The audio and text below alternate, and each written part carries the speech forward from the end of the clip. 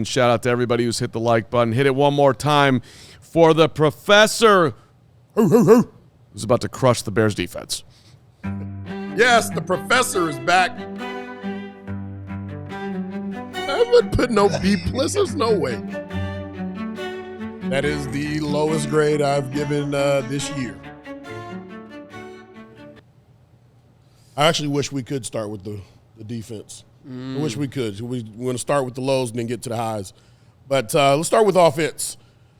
They scored 38 points, 38 points to put up 440 yards of total offense, passing 330 yards. It was great to see. We got a full dose of Little Luther, not Big Luther, Little Luther, all over the field. It was nice. 110 yards rushing. They were 50% on third down. They were 100% on fourth down. I think if there was anything that we would take away from, their performance, they were 1 for 3 in the red zone. But that, to me, was an A+. The offense literally put the team on their back and gave the Bears a chance to win this game. So, Professor. Yes. As you put the glasses on and you peruse. Put your glasses down? No. Keep them on. Okay. I'm saying, yes, you have them on. Yours off. Yours off, yeah. Yeah, well, because I want to look you in your professor eyes in a way that we can all really, feel the love in this holiday season.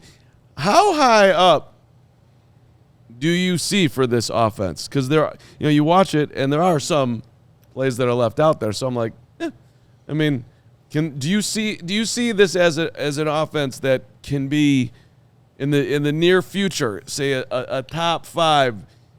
You can bank on a week in and week out offense. Well, let's see. I want to see how they do against the better defense. I think they've done. Well against the Packers. Well enough, against the Packers. The Packers have one of the top defenses.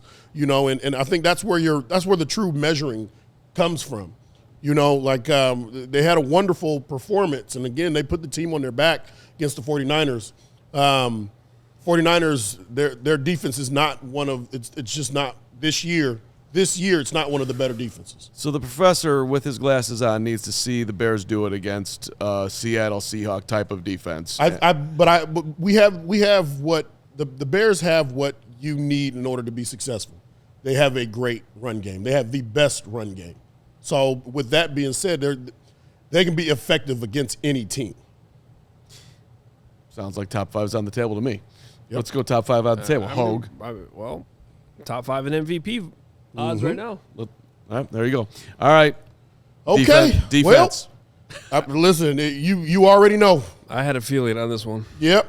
It's an F doggone minus, you guys. Gave up about 500 yards, almost 500 yards of offense. The 296 yards passing, and the thing that's disheartening about the pass rush is when I watch it, you have 3 guys that are just playing right in front. They're not playing on any edges. They're playing right in front, trying to get loose on somebody like they're two-gapping, and they're supposed to be getting to the quarterback.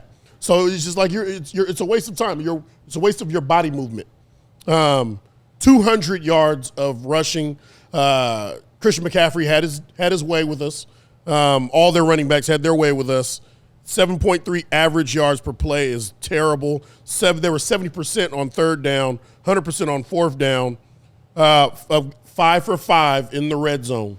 All right, and that is a total flip 180 from the week before when it was one of the greatest performances that I've seen our defense go 0 for 5, but the Packers were 0 for 5 in the red zone, and now you turn around and give it up in the red zone. So we have to if we want to make a real push in the playoffs, there's nothing. Our offense is fine.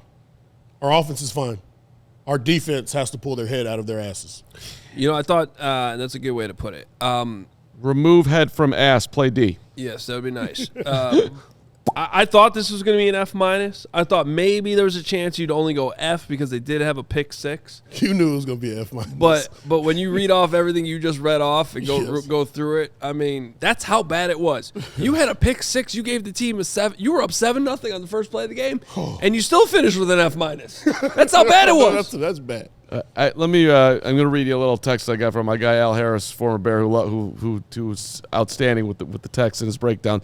He said, when Purdy threw a touchdown pass to their fullback scrambling around, to his left when Booker and Billings were in pursuit. Sweat and Grady were not hustling in backside pursuit and helped put the rest of the defense into a bind coverage-wise because Purdy had the option of running instead of being cornered against the sidelines. Final play of the game, 49ers defense pursued Caleb, gave him no options except backpedaling. Running to the ball on every play can be the difference between winning and losing. Do you have any quibble with that whatsoever? When anybody, I get a lot of young linebackers that say, hey, what can I do? Is there anything you would tell me I could do in my game? I would say this to every defensive player. Run to the ball. Run to the ball. If there's nothing else that I can tell you, focus on running to the ball every play because good things happen when you run to the ball. They don't happen if you don't. Right. If they don't happen, then you can't create something magical, something. Whether loose balls on the ground, you can pick it up, and everybody may not know that it's still a live ball and you can take it. If you're standing there when the play is made or when the ball is thrown, you cannot affect the play. Totally agree. Yeah, I guess the question that pops in my head is like a guy like Grady Jarrett who does everything right. Why wouldn't he be doing that on tired at the end of the game? Yeah. The defense had a lot of plays. Yeah. They had a lot of plays. They did. You know what I mean? But you know what? Hell, you're this far. You've come this far in the game, and this is where the technical the science behind it, where they say, well, you only need to run 10 100s. This Right. is where you push, because when you get to the fourth quarter, that's when you're tired and you have nothing left, and then you have to dig in. And you have to run to that doggone ball. Yeah, and Grady's been hurt, so he can't be in as good a condition, and all this probably plays into it. All right, we can continue to talk this one all day. Let's go to special teams. All right, special teams. I gave special teams a C+. I thought that Jones made a hell of a play, on the punt. We were 1 for 1. Torrey Taylor was all right. He was all right. He had one inside the 10 and a touchback, but there were no real plays that the scores are set up a score. That's the only thing that I think really held it back. Well, Josh Blackwell had some interesting decisions in the end zone, which could drop that grade down too. Yeah. I don't know if the kickoffs stuff on both sides was the best performance of the season. Torrey Taylor's punt, though, Jalen Jones' coverage, that was all great. That was nice. Cairo was fine on all the extra points he had, one field goal. Cute Cairo. Yeah. Yep. All right. Coaching, what do we got? I gave coaching a C+. I gave coaching a C+, because under that umbrella of Ben, is Dennis Allen. And I thought that Dennis Allen was outcoached. He was greatly outcoached, and that is a major phase for us. We need that phase. So I think C+ is generous because I thought Ben greatly outcoached Saleh. So I think it evens out about a C.